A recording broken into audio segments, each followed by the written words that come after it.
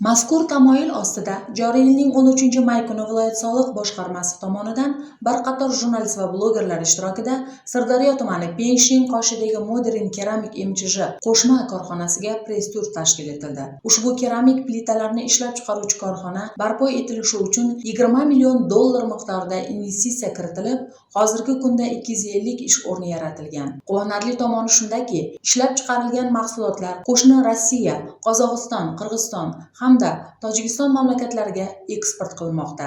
Korxona zamonaviy texnologiyalar asosida tashkil etilgan bo'lib, mehnat intizomiga, sifat va samaradorlikka katta e'tibor qaratayotganligiga guvoh bo'ldik. Tadbir davomida Sirdaryo tumanidagi kichik va o'rta biznes vakillari bilan uchrashuv uyushtirilib, ulardagi mavjud muammolar hamda yechimlari bo'yicha ochiq muloqot o'tkazildi.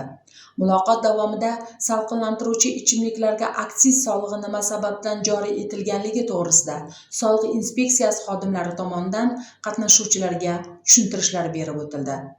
Bugungi tadbirga o'zimni murojaatim bilan kelgan edim. Ya'ni kadastr tizimidagi ozgina xatoliklar tufayli bizdagi do'kon binosining aslida bitta do'konni ikkita bo'lib qolgani hamda oshiqcha bunga ketayotgan soliq to'lovlari haqida o'z murojaatimni qildim va bugun murojaatim ko'rib chiqilishi va hal qilinishi haqidagi ma'lumotni oldim. Xulosa shuki, soliqchi tadbirkorga ko'makchi tamoyili tadbirkorlik muhitini rivojlantirish, ochiq va samimiy hamkorlikni ta'minlashda muhim ahamiyat kasb etmoqda.